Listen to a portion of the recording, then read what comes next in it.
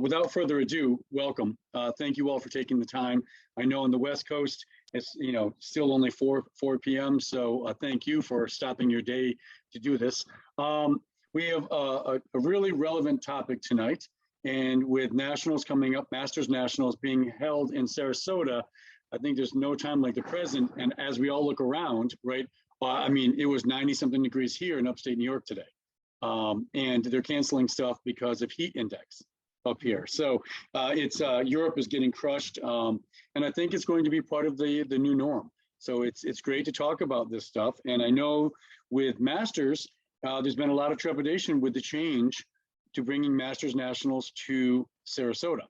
So a couple of things. We have Lindsay Shoup is joining us. Lindsay Shoup, obviously former Olympian, or always an Olympian, right? Former athlete on the team.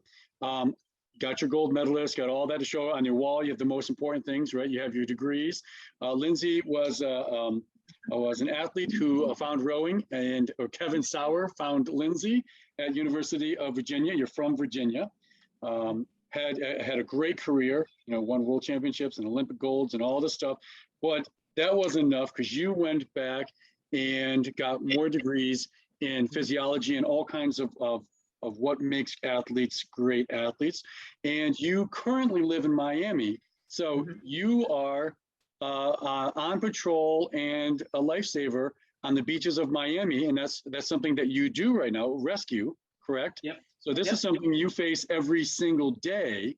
Yep. So combining your rowing background, combining your all the degrees that you have, and also what you do on the daily in terms of ocean rescue and working and for people along the beaches, like you're a great person to have for this. So here's where we're going to start. I'm going to introduce our new safety associate for U.S. Rowing. We have become more proactive and more extensive in what we're looking to accomplish for safety for our members across the United States. Tom Rooks has been hired, and it comes with an extensive amount of experience, 24 years in the Coast Guard to begin with, and rewrote many of their manuals on safety. So I'd like to introduce Tom Rooks to get things started. And then Tom, we're going to send it over to Lindsay so that we can use all the time wisely and efficiently to keep people safe. So Tom, why don't you introduce yourself and say hello, and then we'll switch over to Lindsay. I don't know if we just actually lost Tom. His picture. I was going to say he there. just disappeared. Okay, so 2 things then. I'll tell you what we'll do. When Tom comes in later, we'll introduce him. So I want to say that. Number 2, we do quarterly meetings, town hall meetings for U.S. Rowing, and you are all invited at 8 o'clock. Rosa Rosa and I work together in the junior and masters department, and so you've probably seen Rosa's name a lot. Rosa is going to put the link into the chat, so we welcome you to jump into the town halls. It's a chance to be more transparent, to ask questions and talk about all things rowing with members of the U.S. Rowing staff. So we invite you to that at 8 p.m. And the link will be in the chat. So Lindsay, let's, and then when Tom comes back, we'll introduce him later. We encourage you to ask questions, right? This doesn't have to be exactly an hour. We're here for you. So if and when you have questions, put them in the chat. And then when it's appropriate, we'll either prompt Lindsay or Lindsay, I don't know if you're going to check as we go, but if you see something and you just, want to do it, there we go. Lindsay, you're welcome to do any time, but we'll keep monitoring that for you as well. And if something comes up that is really relevant, we'll just jump in and say, hey, Linz. So without further ado, have at it. Yeah, I have a PowerPoint that I want to go with here because there's a lot of great information that I want to share with you guys. And definitely you guys monitor the chat for me. That way I don't have to touch the computer. I'm just going to use my little clicker to go through the presentation. But I wanted to make sure that all the things that we covered tonight aren't just, okay, the things that we need to do. How do I protect myself in the immediate moment when I'm in Sarasota or where I am, wherever I am training? What can I do right then and there? We all know that sunscreen is helpful. We know that hydration is helpful. We know that wearing long, light colored clothing is helpful, that keeping that moist is helpful. But We're going to talk a little bit about heat and heat indexes and why, and some of the really cool things that your body actually does to keep you cool. Because like Chris said, this is something that is literally going to continue to affect us over time as the planetary temperatures continue to increase. And along with that, so will our core body temperatures. So it's really amazing, you know, having learned about the physiology, the physiological adaptations that our bodies undergo, but also talking a little bit about some of the heat related things that occur as a result of everything I've learned from being an EMT. I'm also a Florida licensed and national registered EMT for the last 11 years down here in South Florida. So heat emergencies are something that we deal with on a regular basis. And so I also want to leave you guys with some things that you can do if something does happen, because, you know, preparation is confidence. You do everything that you can, you do the best that you can with what you have available to you. And even when you do those things as prepared as you can be, stuff sometimes just happens. That's just the way it is. So I want to leave you with some really easy things that you can do if something does happen, either whether you're at home, whether it's when you're at home or, you know, in South Florida at Masters Nationals. So let me get this PowerPoint going. Actually, let me do this. Rosa, am I going to be able to share my screen? Yep, there it is. Never mind. I got you.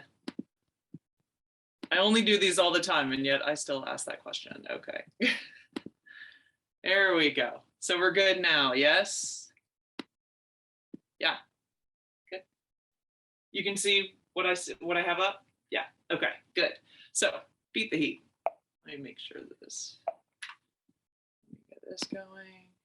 Okay, so when we talk about actual hot heat temperatures, like what does heat actually mean? I remember, you know, the first times that I started seeing, you know, the feels like temperature, the relative temperature, I was like, how do they even measure that? Why do they even give us more than one? Well, heat combined with humidity is that unique, you know, a combination of characteristics that actually makes the ambient temperature feel much hotter than it is. And so I put this little chart in here for you guys, because really when you think about air temperature, along the top, of course, we have air temperature up here, right?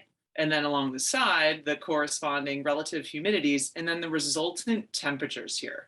So if you think about, say, Idaho in the summertime, you're going to be like up here, or Arizona in the summertime, you're going to be up here.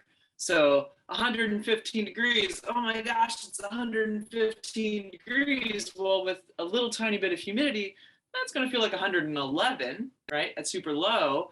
And then even with just a moderate amount of humidity, it's going to feel like 135. Well, what happens if you go to 90 degrees in Sarasota, Florida, right? So in South Florida, we have that humidity factor that comes into play. So it can be a much lower actual temperature, but once you get up to a slightly higher amount of humidity, you're going to have a feels like temperature that is much hotter than what it seems. So, you know, like I said, Idaho in the summer, Arizona in the summer, Arizona shoot in the wintertime. If it's dry and hot, it can actually feel a little bit cooler. But something that seems significantly, what do we have, 20, 25 degrees lower, can actually feel just as hot or hotter, depending on what the humidity can be. So it's important that when you come down to here, or if it gets humid where you live during the summertime, you're really factoring in that feels like temperature, all right? Really cool things that the body does when it starts to get hot. Part of the reason is because all the enzymes that are floating around in our systems that allow us to produce energy, like reactions to release energy so that we can think, eat, move, breathe, do all of our normal activities of living. And then if you combine that with exercise, all those enzymes that are the keys to those reactions only function within a very narrow range of body temperature. pH also, and that's where another thing where I'll talk about a little bit later about hydration. But once your body temperature changes outside of a very narrow range, and once your blood pH changes outside of a narrow range, those enzymes don't function, so you don't function, right? So some of the cool things that the body does is start to sweat, right? Because that's going to help you with evaporative cooling. You're going to vasodilate so that your body can literally move heat from the inside of your system to the outside. So it'll do that through water loss. You might see your skin start to turn pink or red. Well, that's literally your body moving blood to the surface of your skin to take the heat from the inside and get it to the outside as quickly as possible. That's how you're going to help get rid of that excess heat.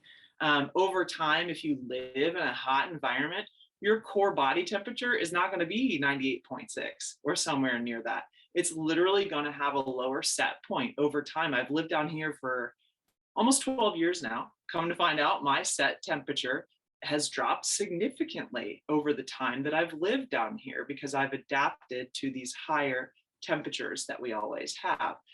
Vice versa will happen in cold, but we're talking about heat tonight. All right, there we go.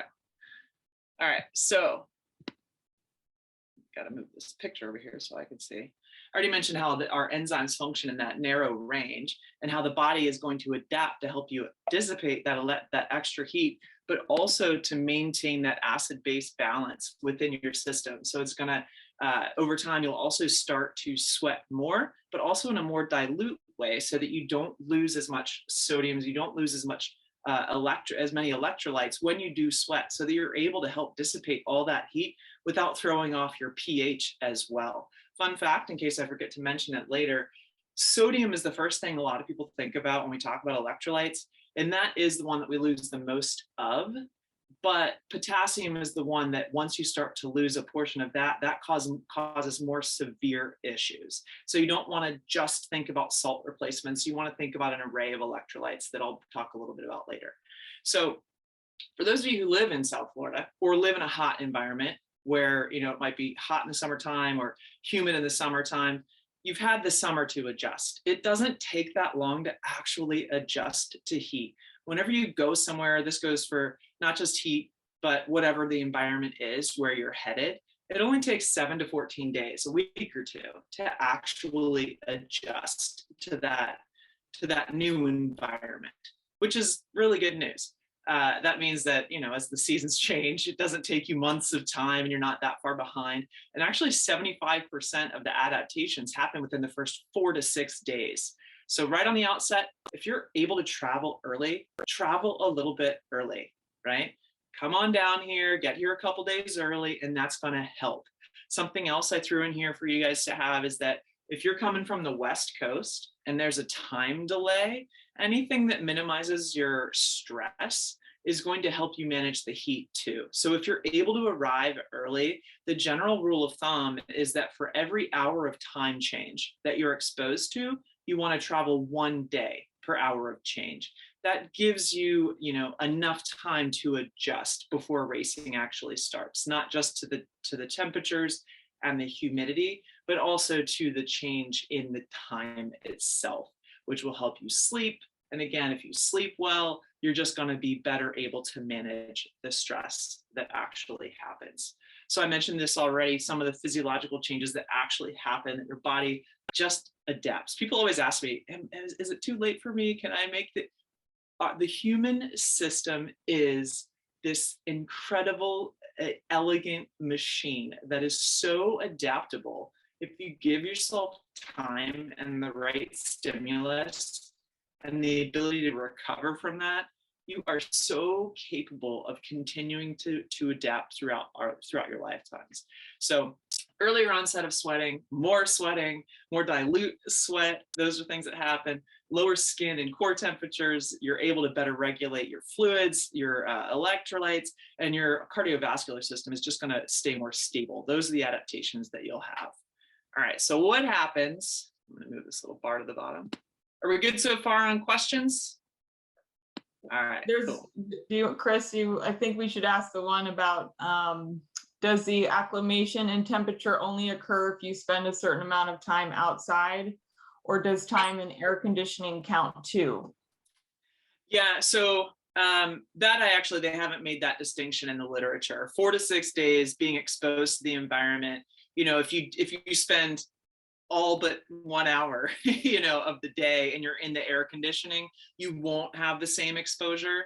That said, you don't need to spend the whole day out there. Something I'll mention later in terms of how to be prepared is, even if you aren't getting down here early, you can intentionally adjust your training schedule gradually over time. This is something that could really help. The longer you do it, the better. That way you're allowed to make the adaptations more gradually. So let's say, I know when we were training for Beijing, we would intentionally row at noon. We wouldn't do all of our training at noon.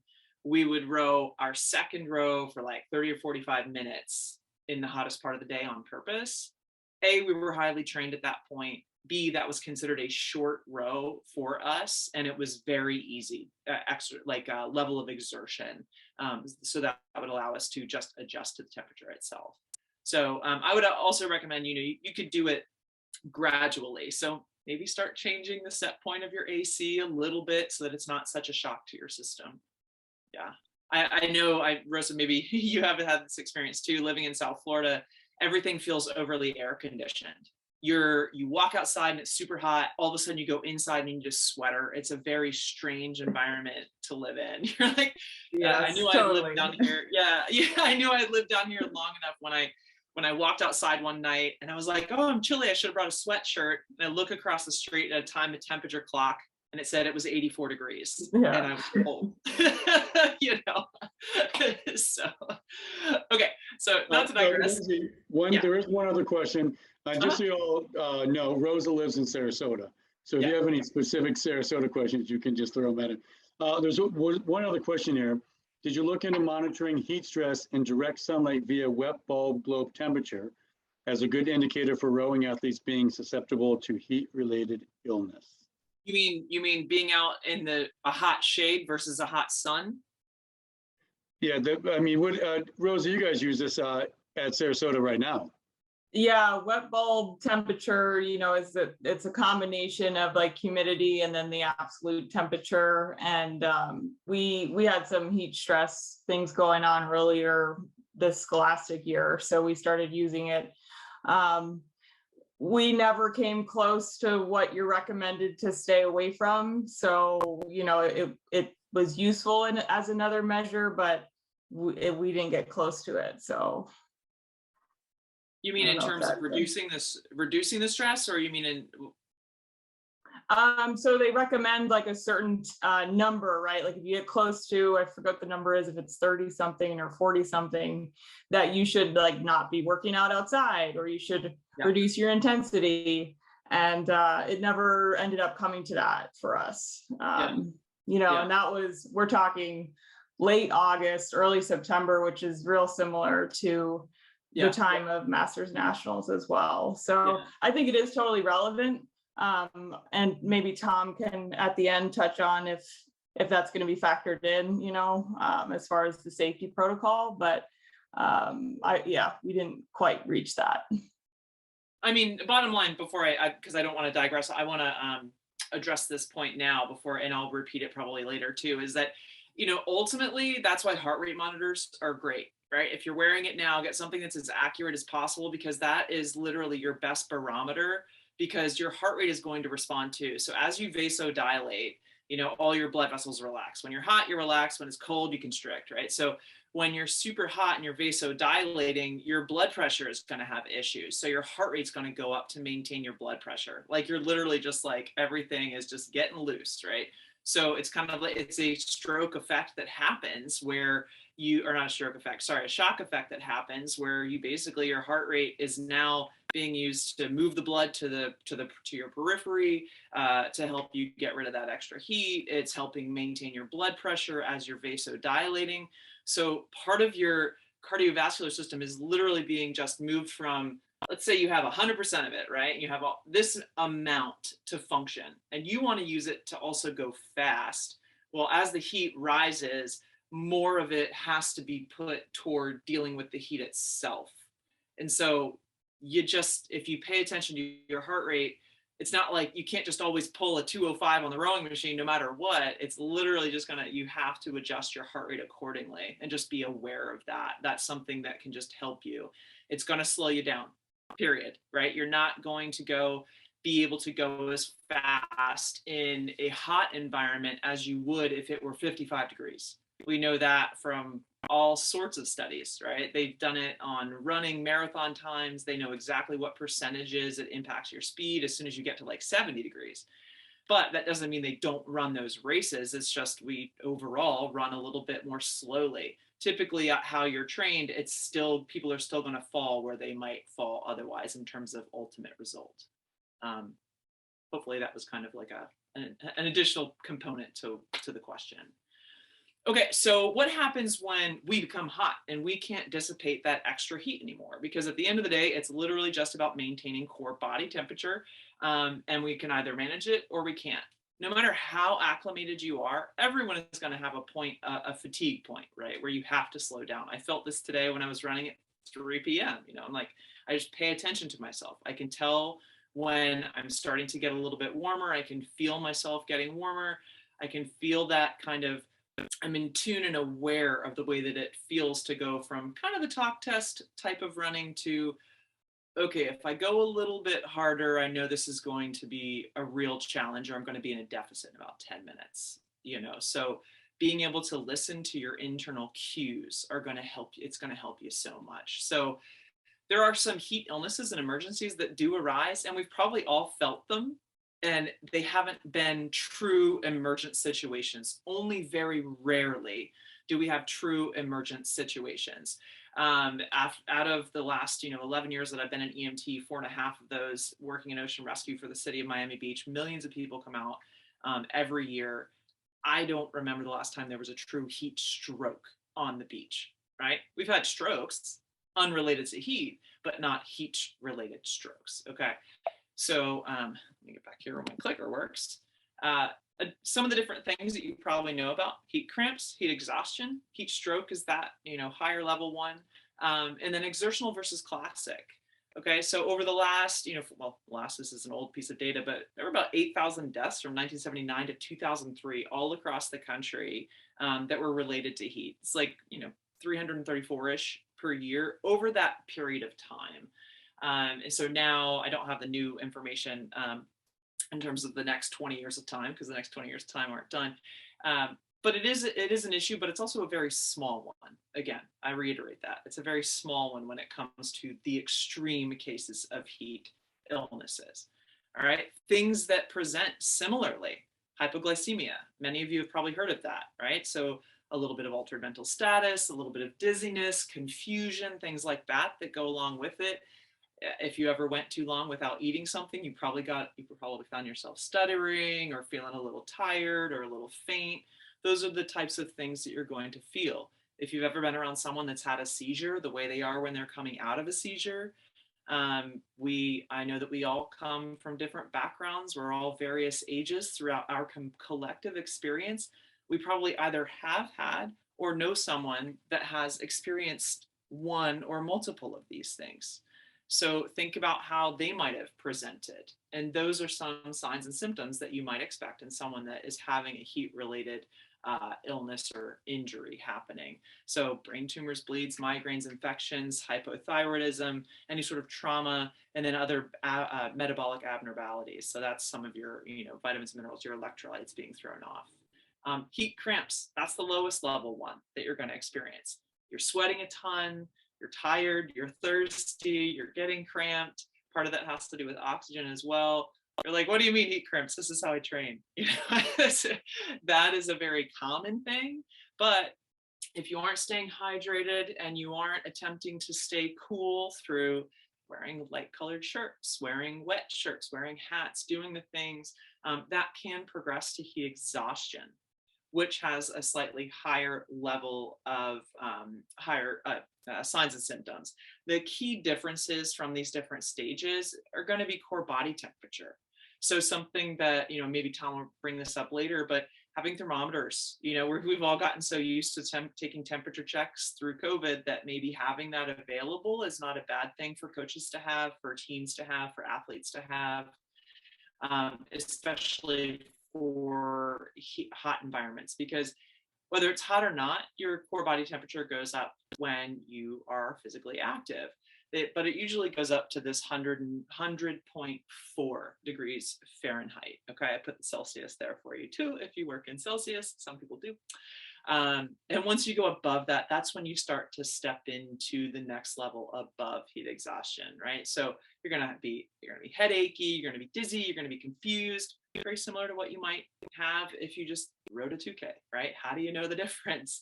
You're going to feel sick. It's going to make you lose your appetite. The heat definitely impacts your stomach. You're going to have an excessive amount of sweating. Your skin also is going to start to get clammy though, right? Have you ever experienced that where you're sweating a ton and then you start to get ghost faced and you're sweating, but it's also cold at the same time? Maybe it was the first time you went to a high school dance, right? Like cold, clammy skin, that's the palms, that sort of thing happens, right? You get cramps in the periphery, you get it in your stomach, your arms and legs. Tachypnea and tachycardia, that's high breathing and high heart rate.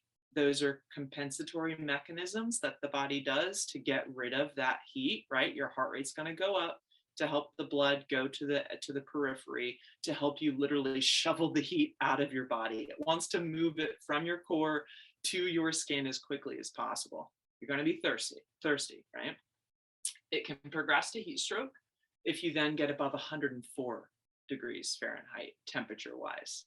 Okay, so that's where if you do experience somebody who is demonstrating some of these very severe signs and symptoms, that really checking their temperature is going to be the gauge. At that point, if they stop sweating and their skin is dry, that's actually a really late sign. Okay, that lack of sweat, that's a late sign of being in the late stages of a heat emergency. And so that's when you definitely want to have somebody on hand to help check this person out. Okay. Seizures can happen at temperatures over 104 degrees, whether it's because of physical activity or an infection, something like that. That's standard across the board. As soon as humans hit 104, seizures become much more likely, regardless of the underlying cause. You might pass out. And you certainly, I hate putting this on here because again, it's super, super rare. But you need to get, you definitely want to have someone intervene before you get to that point. The difference between exertional and classic is literally you have just increased your level of physical activity. Okay. So who's at higher risk for these heat emergencies? It's people that are young and people that are older. That's just how it works, for various reasons of the changes in our bodies over time. As we age, the turgidity of our skin changes, and our skin is really our largest thermoregulator.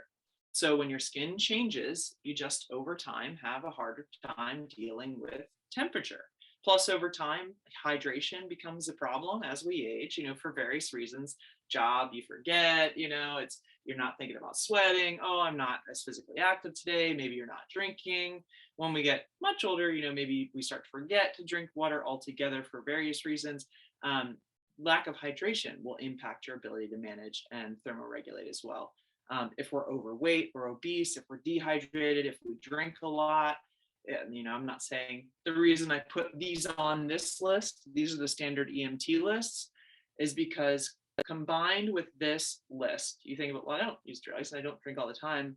Those doing physical activity, vigorous activity, is on the same list as a higher risk population. That's why I put it there. So just by getting out there and working really hard, we're on the same list as people who are dehydrated, physically unfit, people who are alcoholics, people who are using drugs. So the whole point of me putting that there is just to know that that is a risk factor. Okay. The nice Lindsay, thing, what would you consider older? Yeah, I was just going to ask the same. It's a general term, just meaning as you progress through life, of any age, because we're all so different. There are so many other factors that impact, and I'm going to talk about that in just a moment, that impact your hydration. There, we might have multiple of these things, to put it in kind of like an extreme example. I mean, you don't want to show up in Sarasota intentionally dehydrated and then go out drinking and lay on the beach and get sunburned and then try and race. We're all, hopefully, we're all smarter than that, right? You don't want to put yourself in a position where you're just putting yourself at a disadvantage. Let's do everything that we can, and then go as fast as we can given the circumstances. That's what we're all there to do.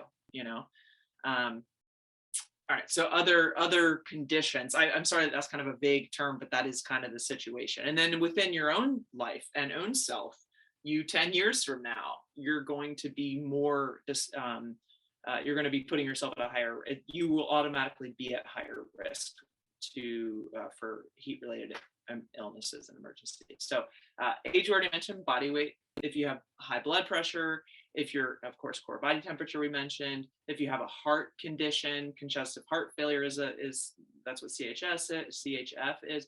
If you have a severe burn, and this would include, because that impacts your skin, right? So if you've gotten burned and so you will actually lose some of your ability to thermoregulate. This includes severe sunburns, right? So let's say you come over several days early so that you can get adjusted and you go outside and then you get sunburned as well. That's not a good thing because, I know I've been sunburned in my life, particularly as a kid. And for those of you that have felt it, at night you get the chills, right? Your skin feels hot, but you're getting the chills simply because your skin is not able to help you thermoregulate properly because it has been negatively impacted. Again, if you have a heart condition, our hydration status, and certain medications. This is something that's important because as we age, just statistically in the United States, people tend to take more medications. So I don't know, maybe not a single one of us takes anything, maybe we all take something. And we're all going to have a unique, set of circumstances coming into this, but some specific medications for you to be aware of that if you're on any of these things, it's important to note, and I'm sure, or if you are on any of these things, talk to your doctor if you don't know whether they impact your hydration status. That's usually the biggest issue, is that they impact either your thirst, they either make you pee more, or if it's a vasodilator, that is literally going to just drop your blood pressure, which is, again, a risk factor that I mentioned earlier, right? So if you're already vasodilating because of your medication, and then you show up in a hot environment, that's going to cause even more, which is going to put more strain on your heart, and your heart's going to need to increase to accommodate, right? But all the way down here, even something like Benadryl or an aspirin can impact your thirst, your ability to stay hydrated. It can impact your thermoregulation. So just to be aware of these things, right? So what can you do, right? So those things might happen. What can I do instead? I show up, I have all these risk factors, all these things could happen. What can I do? Starts with awareness, right? Doctor, do any of my medications impact my hydration? Just stay aware of that, because that's going to impact your daily life too, let alone your exposure to heat, okay? Which is, thankfully, all of you are here and we're having this fantastic webinar, which hopefully you're enjoying, because I thoroughly enjoy delivering this information. It's fun for me to put together. Your pre-travel training adjustments. Let's say you can, or let's say you cannot get out here a couple days early. You can't get exposed to the heat. Is there any way that you can train in an environment as similar to your race day conditions as possible? That would go back to the example of leading up to Beijing. We intentionally did some short rows in the middle of the day just to be super exposed to the heat. Again, at that point, we were very trained. We were also already training in hot conditions. This was just to level it up a little bit to make it even hotter. So I'm not saying, okay, if you've been rowing at 5 a.m. and it's 60, don't just all of a sudden switch to noon if you can when it's 90. Gradually make those adjustments. Maybe gradually adjust your air conditioning so that it's not so cold, so that you do over at least a few days of time, if not a week or two, like it said, 7 to 14 days to adjust. Give yourself just even a little bit, get yourself a little bit closer to what the environment might be. Can you also, that goes right into play separately, can you row at a time similar to when you might be racing, right? That's just going to help you in a lot of different ways. You're going to gradually adjust to manage the stress that you are going to put your body under, okay? Arriving hydrated and fueled. This is going to matter, right? So they've done tons of studies where people are hyperhydrated leading in, and there's been a lot of conflicting information. You don't want to be so hydrated that you then also feel dizzy and like you have a gut bomb, right? So we know that when you have you drink a liter or so of water really fast, that can be uncomfortable in your stomach. You don't want to feel that way either. But can you gradually increase your hydration over the days and weeks leading up to racing? I used to do that 3 days out from racing. I would be drinking some Gatorade. Now there's more options than Gatorade and I know more, so I would pick something a little bit different. But at the time I was like, man, I'm going to make sure that I'm hydrated. I certainly don't want any cotton mouth feeling, in my mouth. If you talk a lot, you're going to aspirate a lot of liquid. Like if your job is to talk, or you have to be outside in the wind, you're going to lose a lot more just in your daily life than someone else might. So pay attention. Are you, almost imperceptibly losing more water than you realize? So on average, the sedentary average American adult is less than a gallon a day, 2,200 milliliters. It's kind of like a milliliter per calorie is this general idea.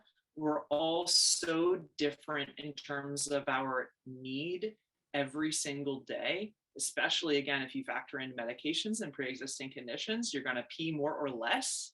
So there is a large range of need, right? And if it gets hot, your need might go way, way up. Okay. So no matter what, I always like to think of it as, a good baseline, if you aren't already here, is can I drink a glass when I wake up in the morning before anything else? Before coffee, before eating anything, drink that glass, because we all lose water at night. And an ounce is right about a gulp. So if you literally go and take one swallow, it's approximately an ounce, so that you don't have to get out the measuring cups and do all the things. 1, 2, 3, 4, 5, 6, 7, 8, right? 8 gulps, 8 ounces. Do that upon waking, then go brush your teeth. Can you do that at meals? Can you do that between meals? And now we're talking, you're getting close to a half a gallon at that point. That's your 8 by 8 ounces a day. Can you start there? And is that helping? Can you add another 8 ounces each day or every couple of days without feeling that water baby feeling? That's just a nice little simple strategy without doing all kinds of calculations. I know when I was training and I was sweating all the time, training multiple times a day, and it's humid, the last thing I felt like doing was drinking water outside of practice, because I would drink a half a gallon of liquid during a single training session and still lose 3 pounds. That's a lot of water lost, even though I'm taking in water. And I just remember that feeling of, I don't want to drink anymore. It's so gross, right? Try different temperatures. That helps. Temperatures of water. Try adding things to your water like lemons, limes, oranges, cucumbers, things that are real food, because you're going to get the benefit of the vitamins and minerals in that food too, especially if you eat it after you're done with it, right? Just add that little bit of flavor, and that can really perk up your palate. Sometimes 1 ice cube helps. I say these things because they help me. That when I feel like I don't want to drink any more water, right? What else can I do? Hydrate before, during, and after exertion. I'll give you a few specifics in just a moment. Cool immediately after, right?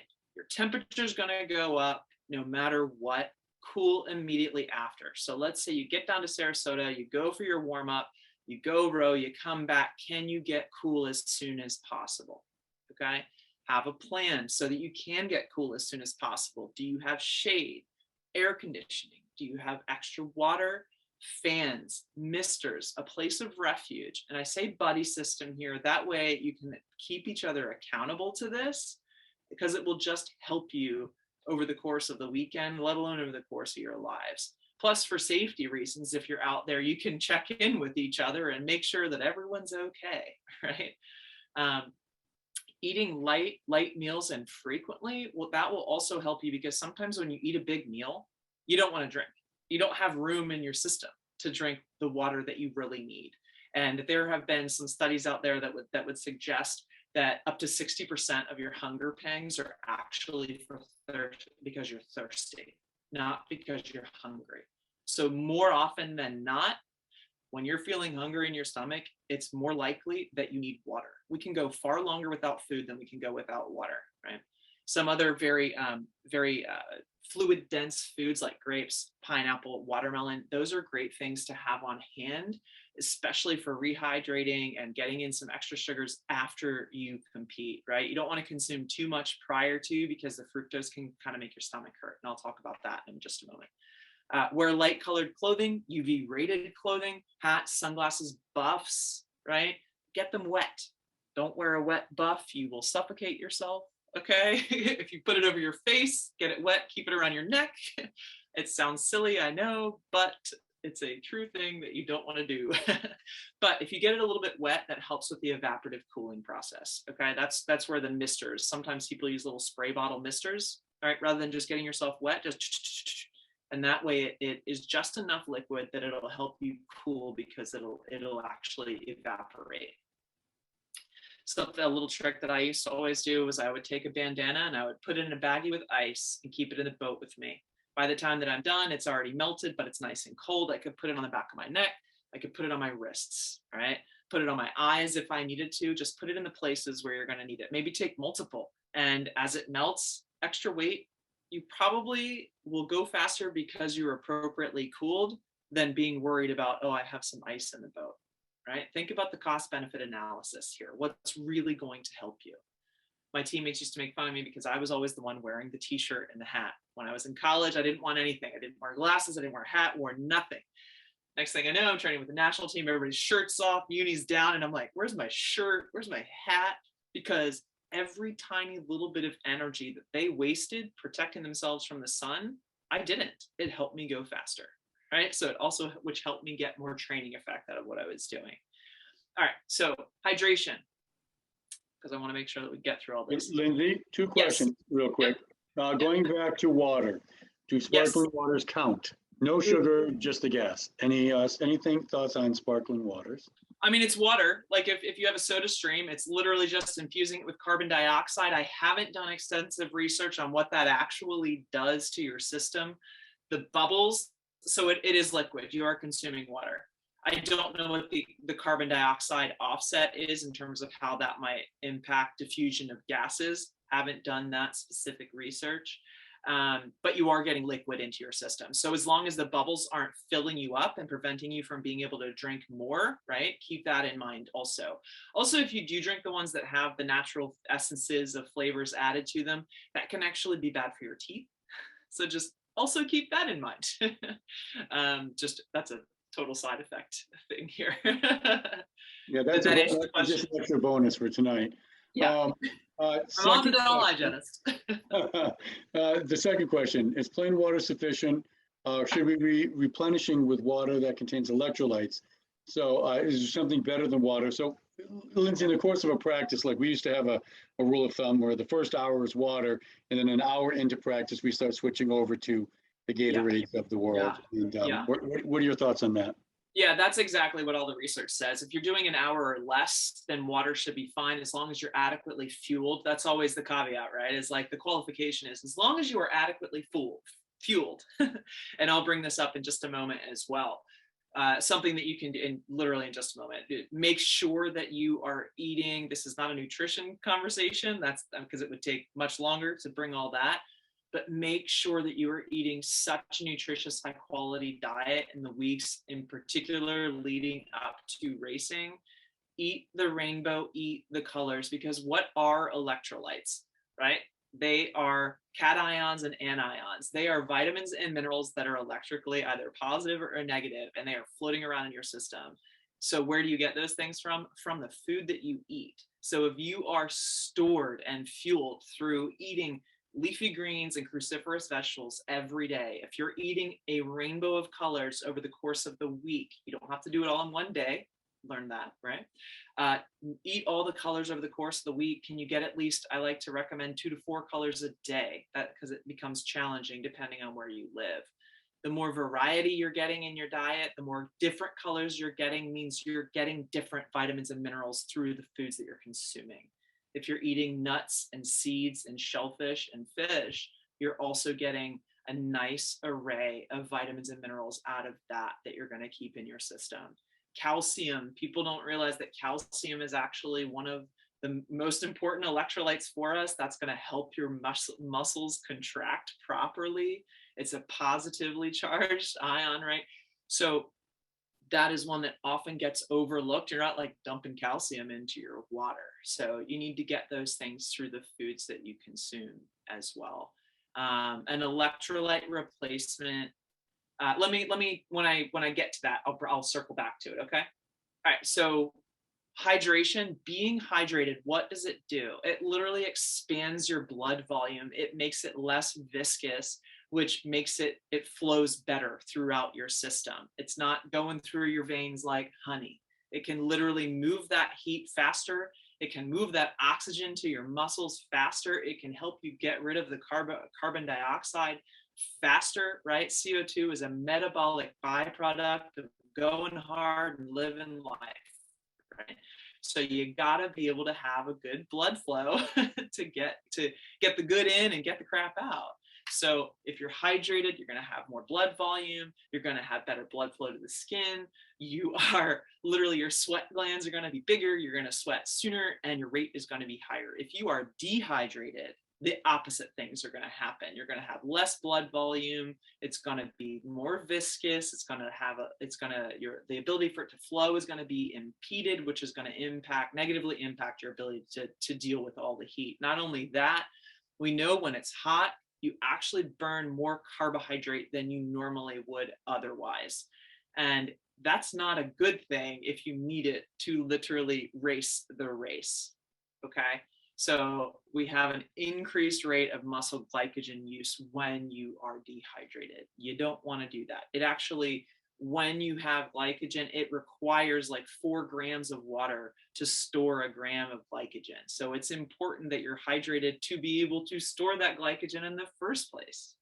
All right. We all know that that's important, but I thought I would put it in there to reiterate, really hammer home the point.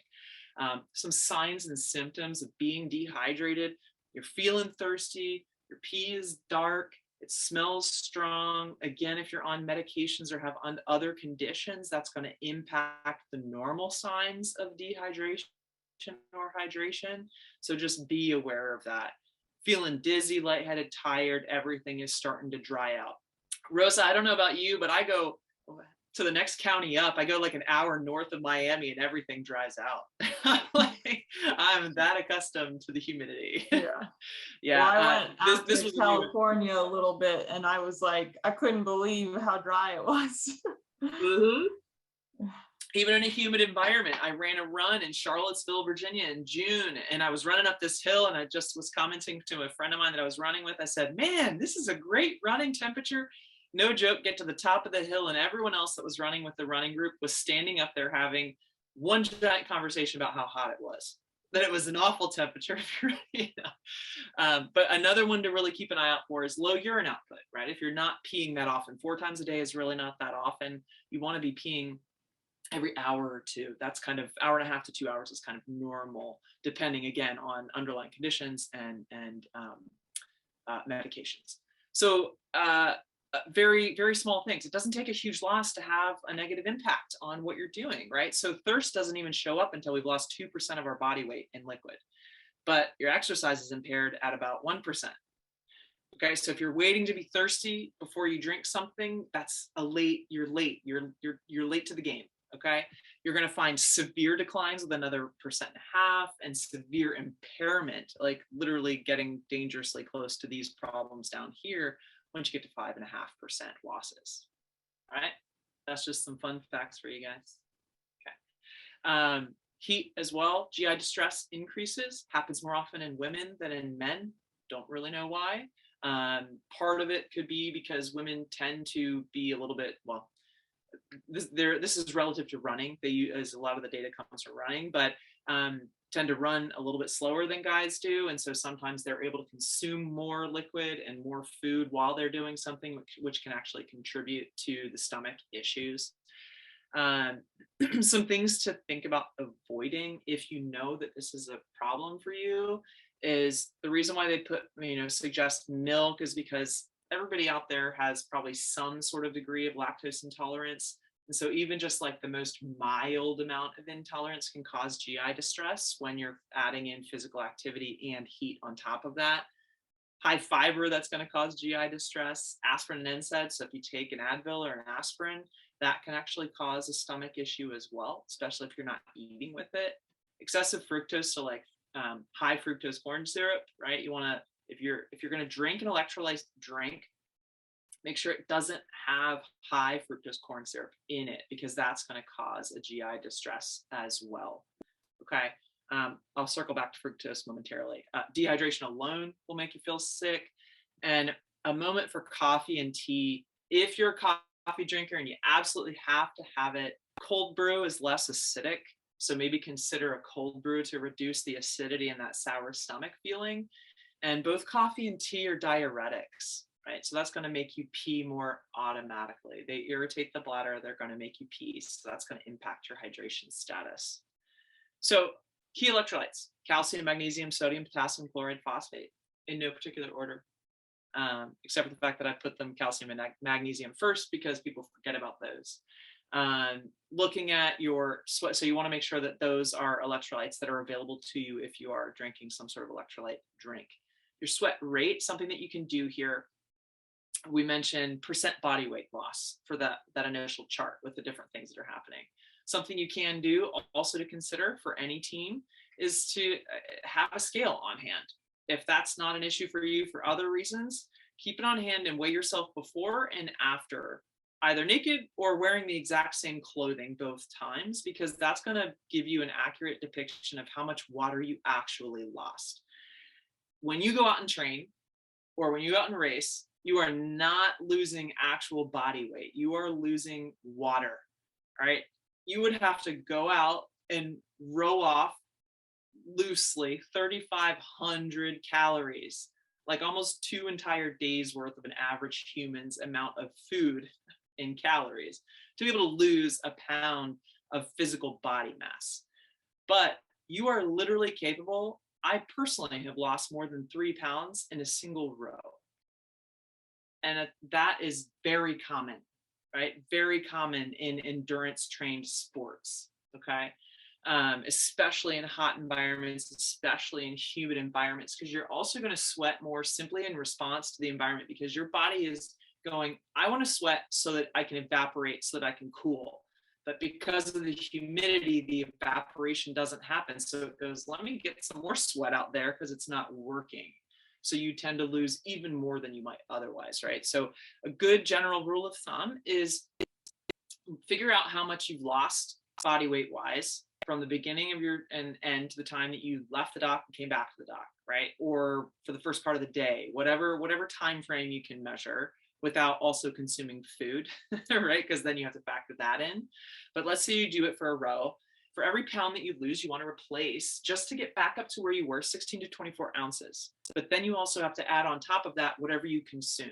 So for me, if I lost 3 pounds, I would need to have 3 times 16 to 24 ounces. Plus, if I drank 64 ounces in the row, I need to also have that. So if I drank 64 ounces and still lost the weight, I need to consume that just to get back up to even. So if I entered dehydrated, then that happened, that would only bring me back to dehydrated status. So I would need to sip on liquid throughout the day. The gut does respond to liquid. The one and only time that I would say gut bomb your system with liquid is immediately post exertion, as long as you are not about to go back out and do it again.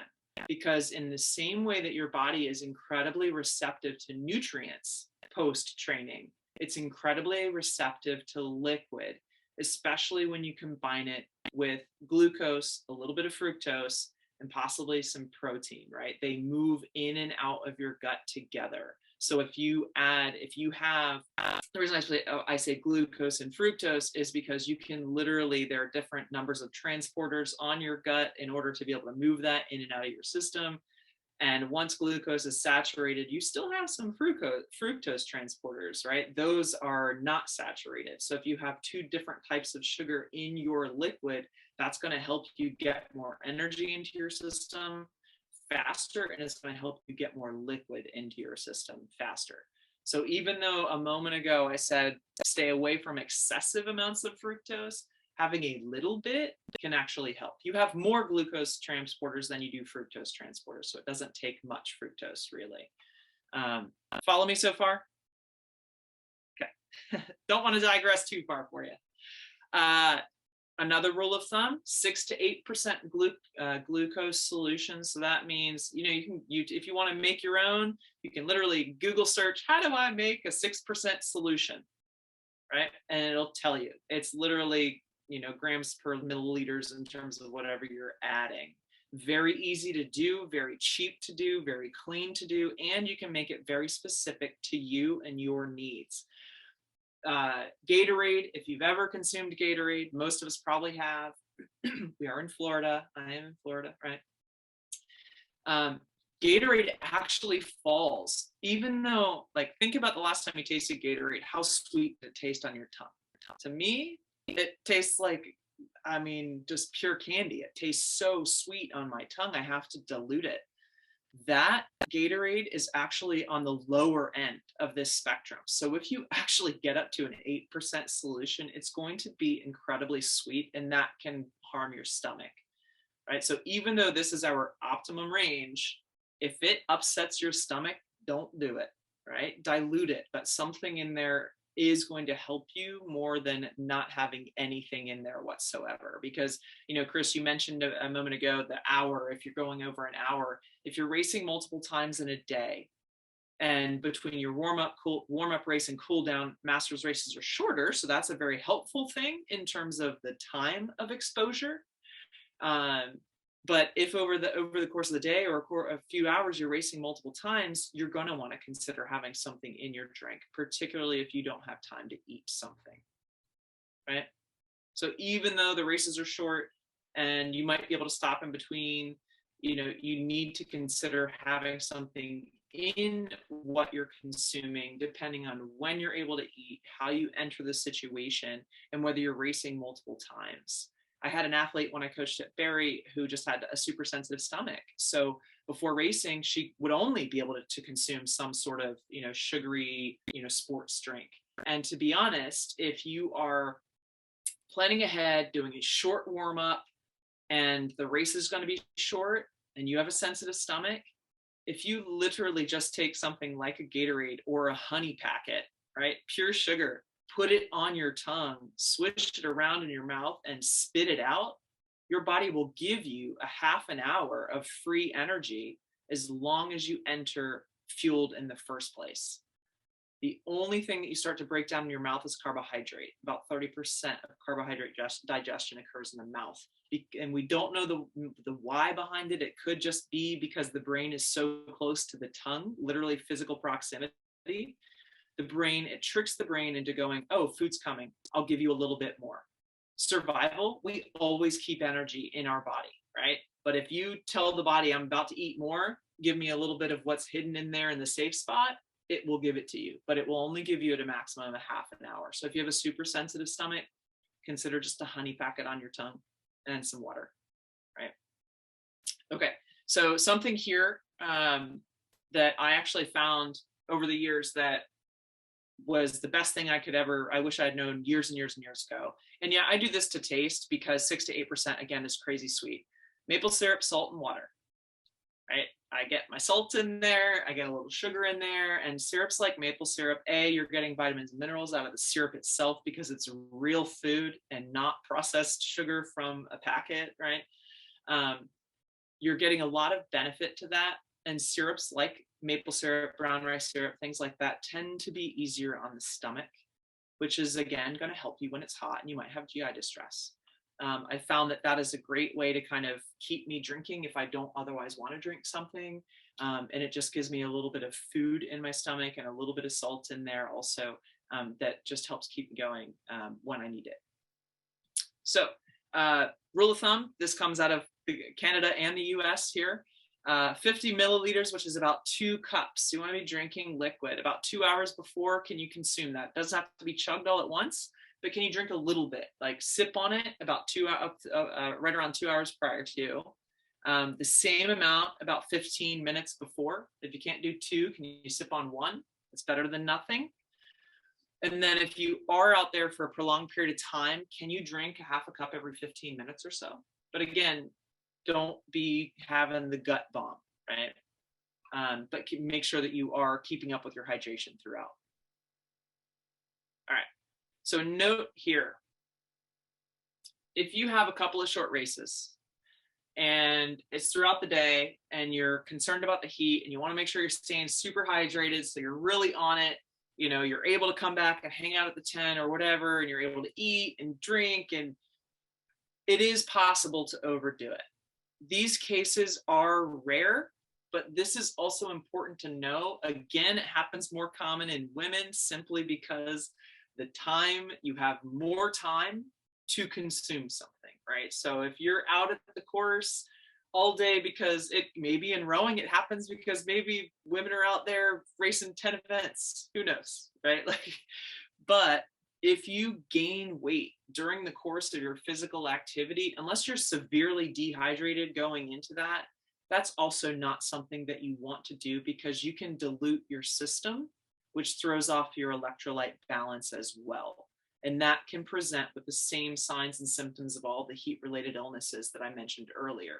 Dizziness, confusion, fatigue being some of the main ones. Okay, so that's just a quick note. So again, avoid that gut bomb, that water baby. All right, so down to the last little bits here before I just go back to the questions that you guys maybe have. Hopefully you've learned something. I've done all these things. I've adjusted, or I live here, and yet something still happens because it's racing and I have all these moving parts going on, and it's exposure, right? This could potentially happen even if it's not hot. This could happen if you're not exercising. It could happen for a variety of reasons.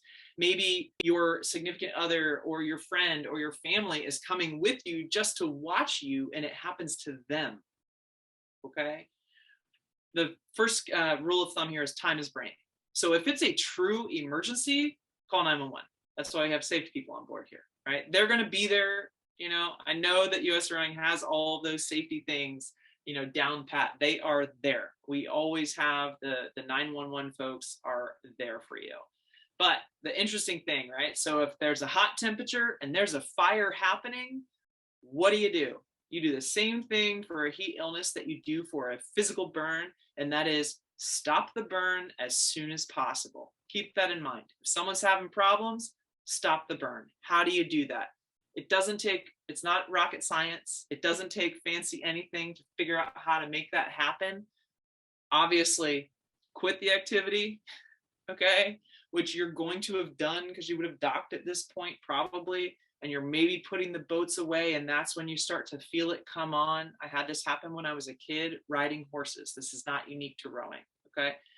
Find shade, a place of refuge. Can you get in air conditioning? Can you get fans and moisture? Those cooling fans with the spray would be great to have if possible. As a coach or a team, can you have extra ice or cold packs on hand? We use these really great ones that are you punch it and it breaks on the inside and it cools. Those are very handy. They're one-time use only. That's something you could take in the boat and it's not going to melt. It is literally going to stay cold. It is only going to be cold for when you hit it and when you need it, okay? Those you can buy at the store. I know CVS even sells them. You want to put them in your armpits, your groin, on your neck, and on your wrists. Those are places that will help you help dissipate the heat when you put the cold things there. Remove any excess clothing that isn't otherwise being used for cooling. Like if someone has on a white t-shirt and it's wet and that's helping them be cool, consider maybe not taking that off, particularly if they aren't in the shade. All right. If possible, find out if they have any underlying conditions. This is literally where the EMT would come in at this point. But if they're not there, can you take their temperature? That way you can give them the information. Oh, this is a true emergency. We need to elevate this and move on. All these other things are, EMT things. Maybe you guys are interested in this. Make sure they're breathing, right? Check and make sure that they can literally breathe. And do they have a pulse? Those are the simple things out there. Is their pulse strong? Are they a little bit off? Do they have AMS's altered mental status, right? Are they dizzy? Are they confused? And so then when's the last time they were normal, right? These are all signs and things that you can look out for. That's also comes into play with the buddy system. This is just a silly little phrase. Ask somebody to say, you can't teach I left out a word. You can't teach an old dog new tricks. Apparently, I'm already confused. But that is a kind of a tongue twister. And if people have trouble saying that, then that might be, ask them to repeat that. That might be a sign as well, right? Person, place, time, and event is just an orientation. Like if you or your friend seems a little bit off, ask them who they are, if they know who they are, where they are,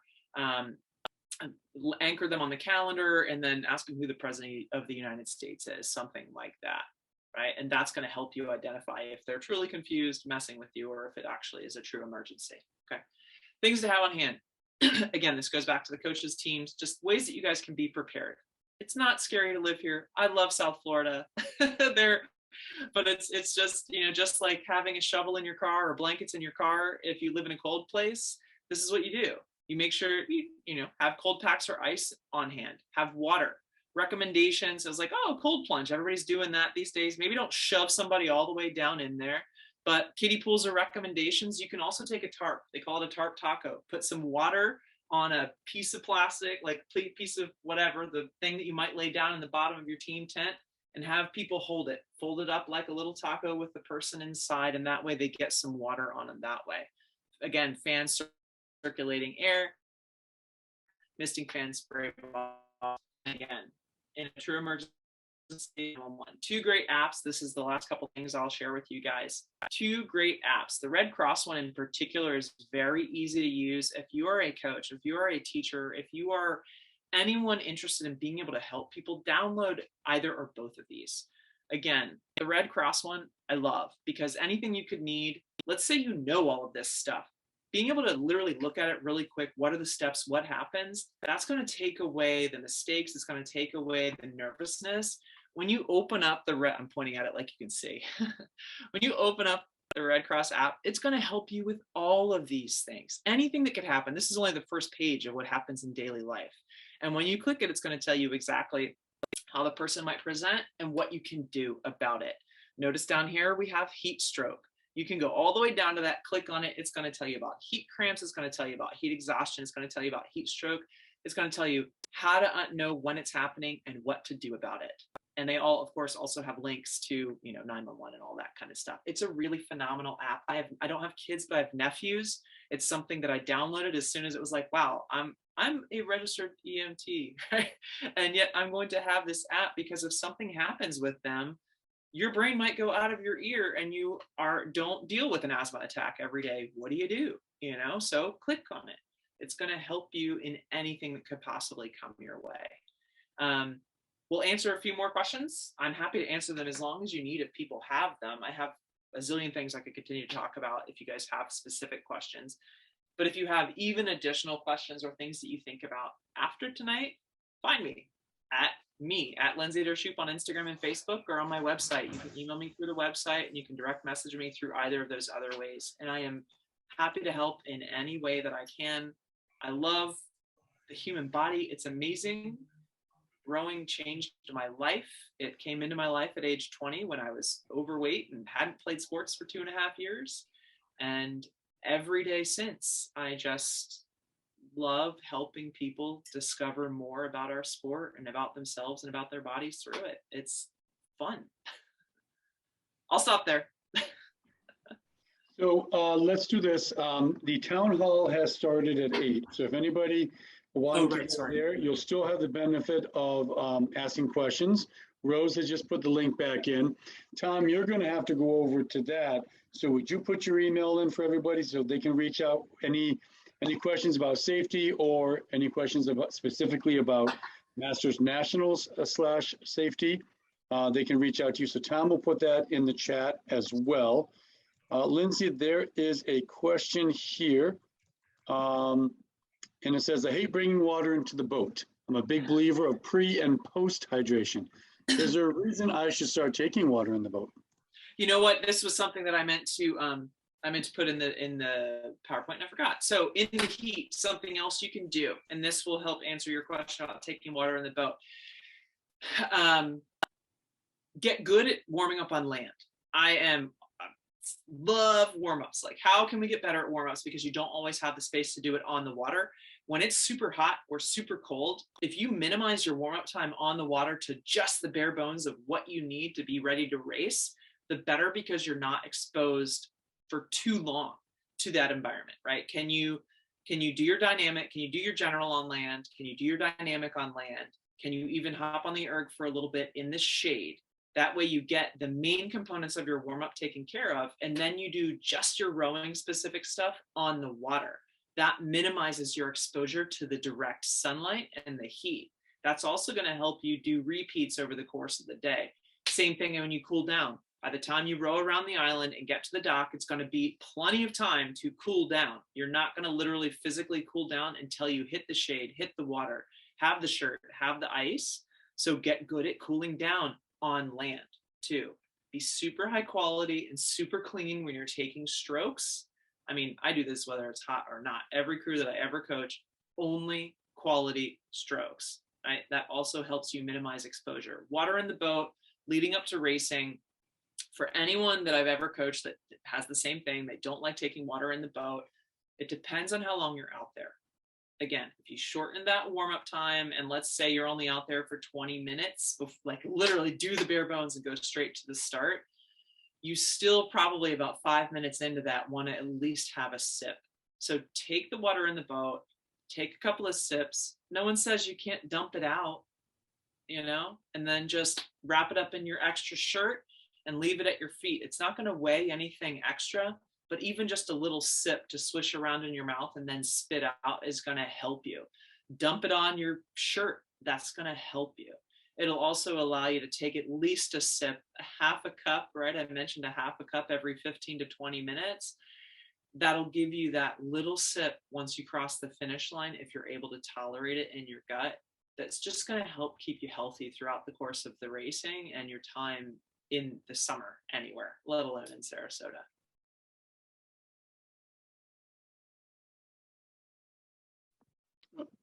All right. Any other questions for Lindsay? Lindsay, that must have been, you must have dropped a lot of info, because I thought there'd be tons of questions. That was a lot of information. I was like, let me just make this simple. But hopefully people learn something. Hopefully you guys learned something. And more than just, again, like, yes, I know that drinking water is probably a good plan, but convince me why. And so that's one of the big reasons for delivering the information the way that I do is, why do I need to do that? Why does it actually matter? And for me, that's what I knew made me even more interested in why I am even more adamant about doing certain things, because I realized, holy cow, something so small makes such a difference. And here are 5 reasons why. Who knew? You know, Lindsay, one of the things that always struck me about Masters Nationals, here's a question. One more. I coach older rowers. Anything else I should keep in mind? Apart from the things that I mentioned about, does anyone have underlying conditions? You know, making sure that we know about musculoskeletal differences, skin turgidity differences, medications. Polypharmacy is a real thing, not just one medication, but multiple medications at a time do different things. Everybody could be taking the same one, but if someone else is taking 2 or 3 other ones on top of that one, they're going to have a different response. They're going to it's going to interact in their system differently. That alone is why I'm such a proponent of eating such a well-balanced diet. Like, eat the best that you can, because we know that actually has such a positive impact on your body relative to medication, and that should be the last resort, not the first resort.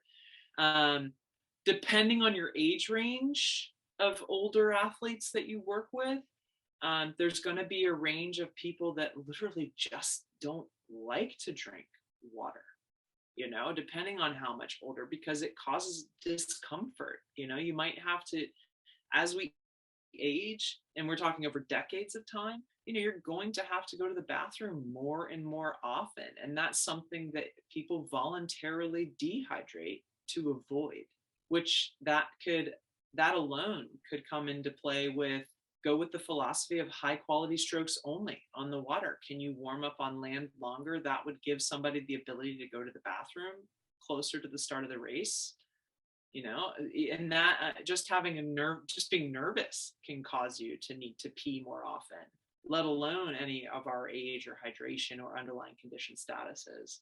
So doing those things will, again, help minimize the exposure and maximize the quality. I'm trying to think if there older aged athletes, and this goes for literally the difference between being 20 and 25 and 25 and 30. This doesn't mean like the difference between 20 and 80.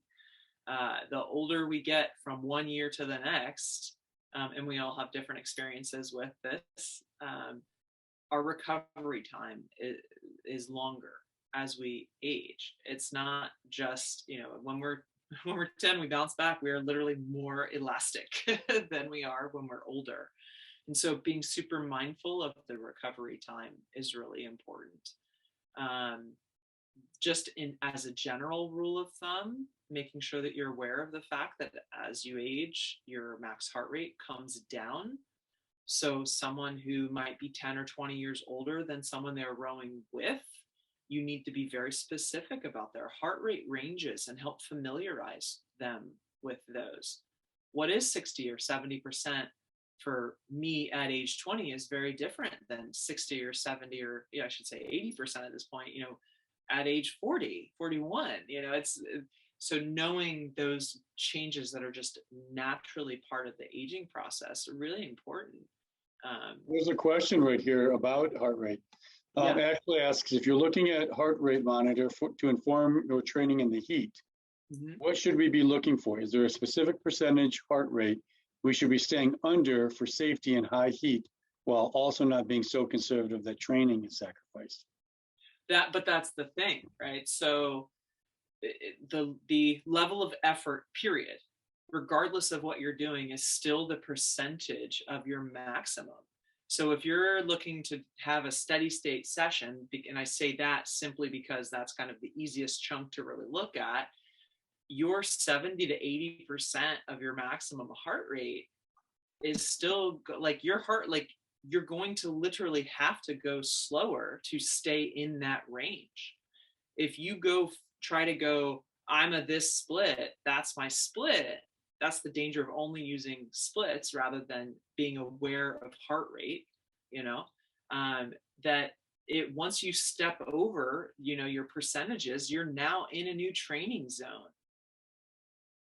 Right? No matter what the heat is doing, it's just that when you go to a colder environment, you don't have to use that portion of your percentage of your max just to survive. Well, that brings. Oh, sorry. Yeah, no, go ahead. I think you. I don't know if it's my connection or yours. I think you blocked out for a second.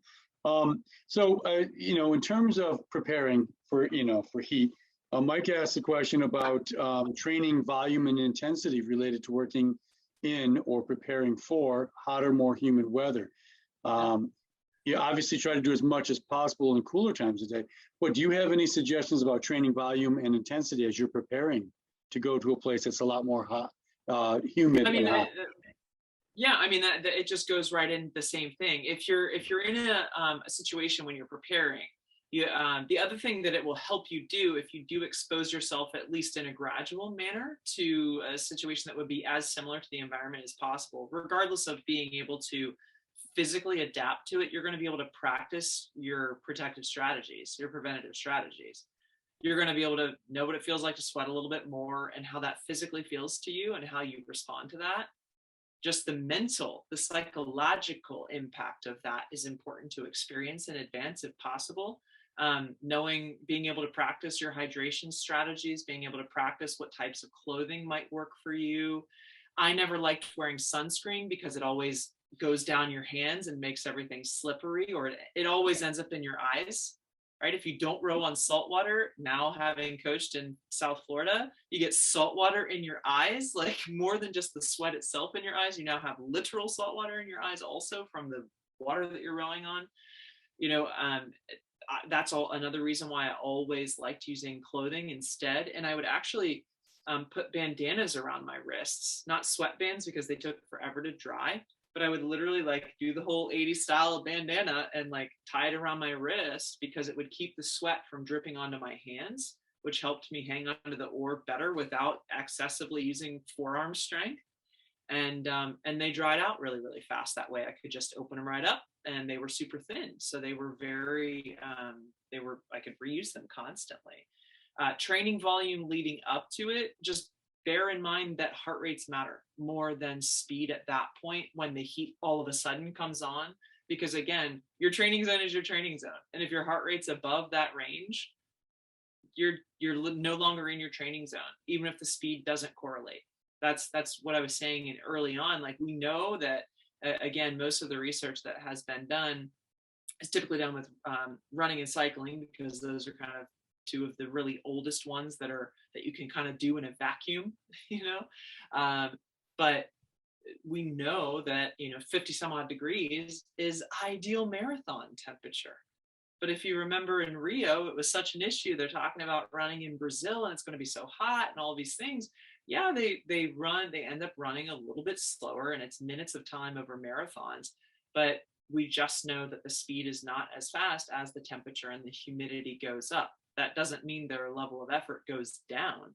It's just they literally slow down.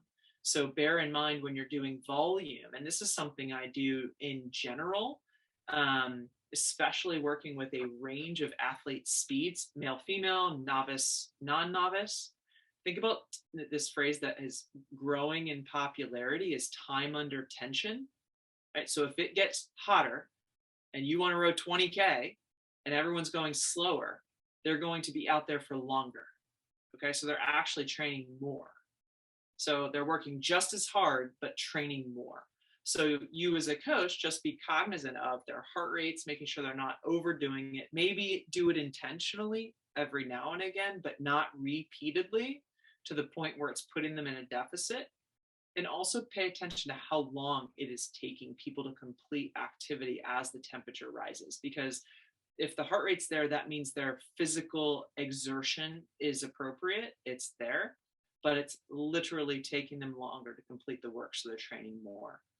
That's also something that we should already be aware of. Like I mentioned, if you send people out to do a certain training session and it's the same distance for everyone, but people come back at different times, the slowest people are training the most. So that might mean that your newest people are training the most, which is in fact counterintuitive to what you should be doing from a training standpoint. People that are more seasoned with more training tenure, if they've been consistently training without gaps and aren't sick or injured or aren't coming back from illness or injury, they're the ones that should actually be training more, have more time, and be able to manage more time under tension. Lindsay, a couple of times you've brought up, marathon and biking and running and probably swimming. I've been trying to do a lot of, for a couple of years now, we've tried to do a lot of webinars for masters in training, and there's just not a lot of data out there. There's not a lot of studies out there. Could you recommend for everybody here anything comparable for other, distance sports?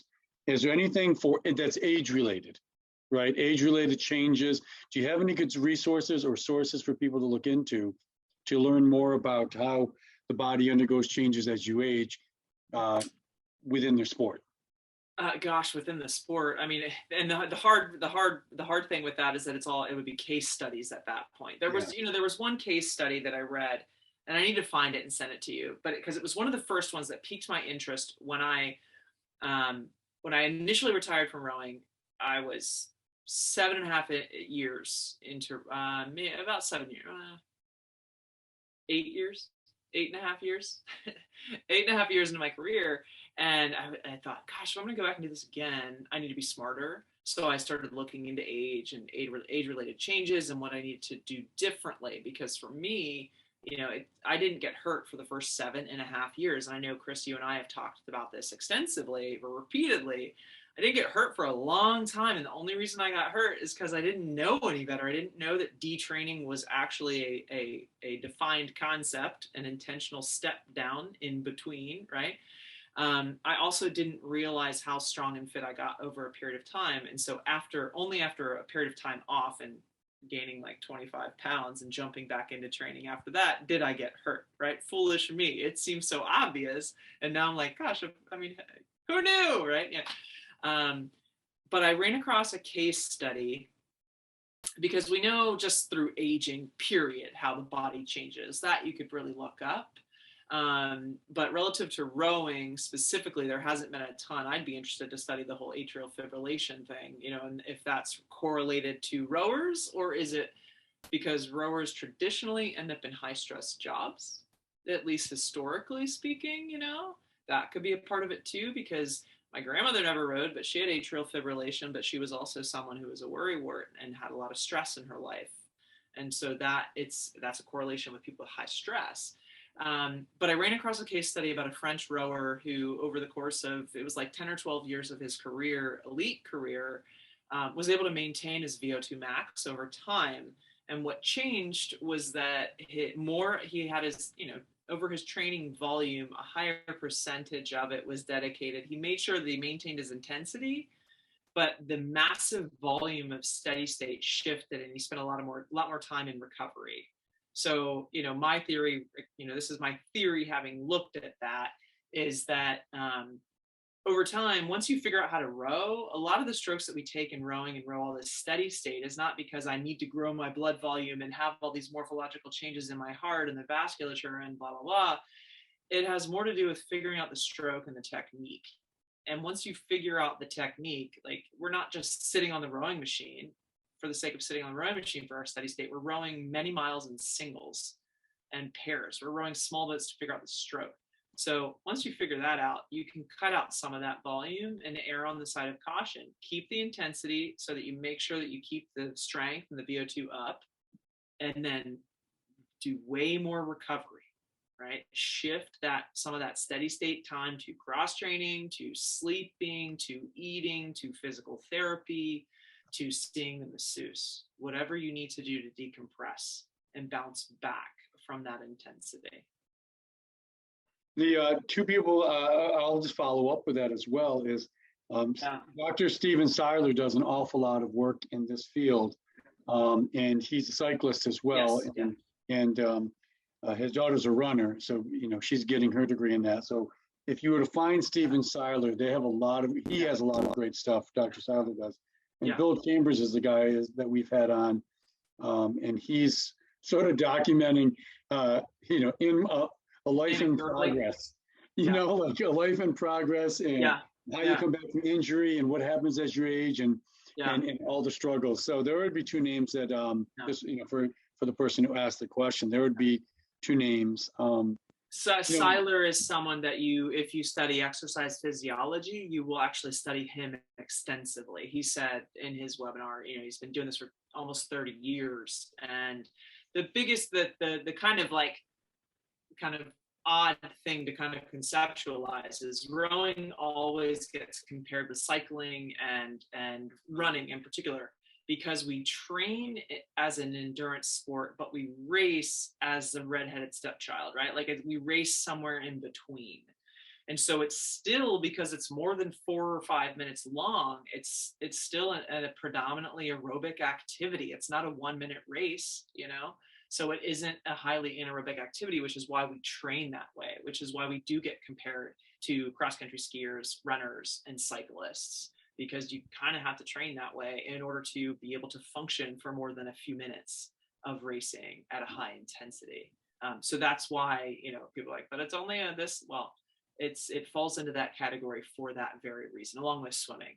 Michael Phelps wouldn't have swum 10K a day or 10K of, I don't know if it's a day or a session, had it not been for the fact that his races were more than a couple of minutes. He needed all of that volume at the time to accommodate those morphological changes, which again, over time, then his volume would change because the technique is there. You do just enough to have the quality, and then you err on the side of recovery. When in doubt, honestly, as you age, if you're feeling it physically and mentally, especially if you're also working and you're working a high stress job, or you have family or any other stress, the body doesn't know the difference between physical and mental stress. It just knows something is attacking it. It just knows something is draining it. And so if you have had a really rough day or week between work and bills and family and life stuff and all the things, that's going to negatively impact your training. And you have to be okay with that. As long as you're aware of it, you understand, you know what? This has been a hard week. Why were my numbers not as good today? Why did I not feel like going today? It's all connected. It's all interrelated. Real quick, something that I really love here is that, and this is my argument, and maybe we're the only three left here on this conversation, I don't know, but here's my argument for why rowing is the best sport ever. A, we get to sit, right? No. But to be really good at rowing, you have to have strength and endurance. And that is something we are exposed to, the fact that it is an endurance type of activity. You do it repeatedly, so you get to find rhythms. So you get to learn how to, you practice breathing exercises in the sport. You practice meditation in the sport. You get to be outside in the sport, which is also good for your mental health. Those first three are great for your mental health, and you do them just to be better at the sport. But you need not just the endurance, which is going to help your heart, it's going to help your lungs, it's going to help your blood vessels, but the physical strength of it. So you need the strengthening element. So that's literally going to keep your physical structure strong. So because it is this blended sport, it actually is the one sport that we should do for a lifetime. One of the things that happens, it is a sport that can help you maintain your VO2 max longer. Men, their VO2 max peaks around 40 before it starts to decline. Women around late 30s, 38, something like that. But rowing, yeah, it's going to start to decline as we age, no matter what we do. But in rowing, it can help us maintain our VO2 max. And we know that once we get to the end of our clothesline of life, when our VO2 max dips below a certain amount, that's when we actually can't do, perform our physical or our activities of daily living. And so if you can choose an exercise that helps you stay strong and stay balanced and helps you address your mental health and helps you maintain your VO2 max, you are literally going to live a more full and rich life and be physically capable of living that full and rich life. Couple of things. You brought up AFib. There are two studies going on that are specific to rowers. One is Dr. Seiler is collecting as much data as he can to find any correlations between our sport, our training, aging, and AFib. The other is the Johnson & Johnson one that U.S. Rowing's been doing with Johnson & Johnson, and there should be stuff coming out about that pretty soon. Couple things I wanted to go back to. I liked how you brought up that we should be more proactive. Like I was always told, if you feel thirsty, you've already missed the window. You're late, right? If you get to the point where you feel thirsty, you've already missed it, right? So being proactive and making yourself drink water, I think. And as people get ready, don't just show up and think, well, I'll acclimate in a night or two. Like eating the rainbow, drinking in advance, weeks in advance, constantly, right? Always trying to be healthy, I think is big. Lindsay, you once told me a story that I thought was spot on, and that was you journal and you keep track of your days and you keep track of your rest patterns and you keep track of how you felt. And so we did this at camp this summer where we kept track of, we had the kids fill out a thing every morning. How do you feel? And it was like, there was a realm of 5 faces, right? Miserable, really happy, and then in between. But we also asked a question that, kind of an innocuous question, like how many hours did you sleep last night? And so we were tracking side by side, how do you feel on an average day? And how much sleep did you get? And is there a correlation between your rest and, your state of being, right? Whether it's physical or emotional or all of the above, right? So it was interesting to do that. And I think the kids actually started to equate the two, like, hey, with your journaling, you would go back and say, man, I really bonked on that day. And then you would realize that you had a really stuttered sleep. There's a reason why. And so I thought that was always interesting that that was part of your transformation as a Olympic level athlete, is that you the parallel tracks of your life, you sort of entwined in your journaling and were able to see those moments as I was going to say, and that's where, even to this day, with every athlete that I've ever worked with, I always recommend actual pen and paper still. What about the apps? We have all these apps, but you literally don't process the information the same way. Or like if you take a screenshot or it's there and then it's downloadable, having the feedback in the moment helps you connect the dots. What am I doing right now from a technique standpoint where I can actually see that my heart rate is 100 and whatever, and the wind, these are fast conditions, so I should be going faster, but I'm actually going slower. You can literally manipulate your own technique and look at your level of effort and see what your heart rate's doing in response to that, and see what's helping you go faster or slower. Row for 30 strokes one way and row for 30 strokes another way, and which one's harder and which one makes you faster or slower. And if you do that for weeks on end over years of time, you figure out a lot without anyone ever saying a word to you about your technique. This is actually something, another story that I brought up with that is that two things before I digress. This is why this is an entire discipline. This goes way beyond heat waves. I could talk about this stuff all day. I have many books, but one of which, to sleep real quick, is sleep deprivation studies use 5 hours of sleep as their threshold. So if someone's we don't know the specific quantity of sleep that any one person needs. It's not uniform across all people. We know that you can't gain back all the sleep that you lost for years, whether it was kids or school or job or whatever that had you lose it, but you can recover from severe sleep losses over 2 weeks at a time. If you have consistent sleep for 2 weeks of time, you can reset those issues. But again, put thought into that. Even after 1 day of just 5 hours of sleep, you will start to see signs of extreme fatigue that manifest as all sorts of cognitive disorders. And you put yourself at a higher risk for all-cause chronic illnesses after just a few days of time at 5 hours or less. So if you're doing years of time at 5 hours a night or less, you are at a high risk for a lot of bad things going on. To go back to the journaling thing, is you're able to connect the dots with what you're doing, how you're feeling, and put it all together so that you are actually capable of being proactive. I realized, and I used this when I had COVID a couple of years ago now, in rowing, Tom and Laurel used to come around when we're on the row machine doing steady state. You have your heart rate range, you have your split. Can you achieve your split at your range? If your heart rate was high, you would kind of get in trouble, right? So they would come around and spot check just to make sure no one was going too hard simply to hit their split. They would change your split if that was the case, right? They knew that the heart rate was what mattered because that was a finite thing. That was the percentage of your max, not the number, the actual level of effort that it took to achieve that number, right? And I remember every time I would see one of them walking over to me, my heart rate would go up because I could see it on my heart rate. Like, shoot, I was in range and now I'm over. So I learned that if I just took a deep breath and closed my eyes for a few strokes, my heart rate would go back down. I could literally intentionally manipulate my heart by doing breathing exercises on the rowing machine. At the time, I didn't realize they were breathing exercises, but that's something that we have the sweet liberty of practicing for many, many, many, many, many, many hours and hours and hours, meters and meters and meters over years of time. We practice breathing exercises simply by attempting to relax while we are rowing. So then when I basically gave myself a panic attack when I had COVID, thinking I was going to die, which it wasn't actually that severe. I did that. I realized I was like, stop, wait, just take some breaths and it's going to calm you back down. So something I had practiced in the sport of rowing helped me outside of the sport of rowing. And it only took me like 20 years to figure that out and to realize, oh yeah, right. For that many years, I actually practiced breathing and meditation. I just didn't call it breathing and meditation.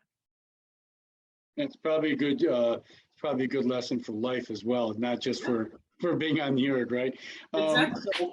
So, we have almost 40 people still with us, and it's 8:37. 8:37. Yeah. So let's just. So Cora, my wife's name is Cora, Rosa, and Brett Gorman and I, we put together a master's conference last late winter, and it's got an awesome set of talks in there. So those of you who are still with us, we recorded all that. We've got all kinds of Rosa, what did we do? We did 16, 17, 18 different webinars that weekend.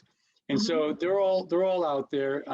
So I encourage you guys to look that up. We'll be doing that again moving forward. If any of you have ideas for Rosa and I, what kinds of things you would like, we're looking for Well, what are members for programming? We want to know what you want so that we can help. We can be a resource. And then Lindsay, this is probably the biggest question, so I hope you're ready and sitting down. Some of the athletes that are here, the adults, have an extra seat in their quad that's open, and they're wondering if you would come out of retirement and maybe fill in a seat. You know, Oh, I raced every now and again. What's a couple seconds? You know Rosa, what? we raced together. We raced a quad. Who are you, Rosa and you? Did you say Rosa? You Me, and I. Rosa, Kirby Galley, and Jen Goldzak, right? Oh That- my gosh. Right? Wow, wow. Yeah. We raced a Yes. quad. Yeah. Rosa said she had to drag you three ladies down the river. And Yeah. This was a number of years ago, but yeah. So, so I would. Rosin, I it was raced our pleasure. periodically.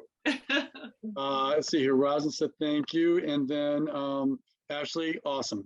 Glad you enjoyed it. So Yeah, look, fantastic. Rosa and I have added masters on to into our department. We want to be there as much as possible for everybody. So please give us some feedback. Lindsay, you are a treasure, and we're lucky to have you, and love that you bring so much passion and enthusiasm and excitement to all of this, right? But also the knowledge that you bring. So thank you for joining us tonight. We took an hour and Thank 40 you. minutes. of This your was a time. fun one. This is super fun to share this stuff. So we will look forward to having you again and having you back. Convention's coming up. So hey, I can't say it enough, everybody. We're waiting and looking for more topics and things that you want. Conventions coming up this fall. Give us something to work with. and you know, and like I said, find me. I'm happy to answer questions. So find me. All right. Well, unless there's anything specific, hi, Nancy. It's great. I hope you're doing well up there. Nancy's up in St. Catharines. So love seeing you here, Nancy Shores. Miss you. And well, so we don't have any other questions. I'm just double checking last minute if we have any.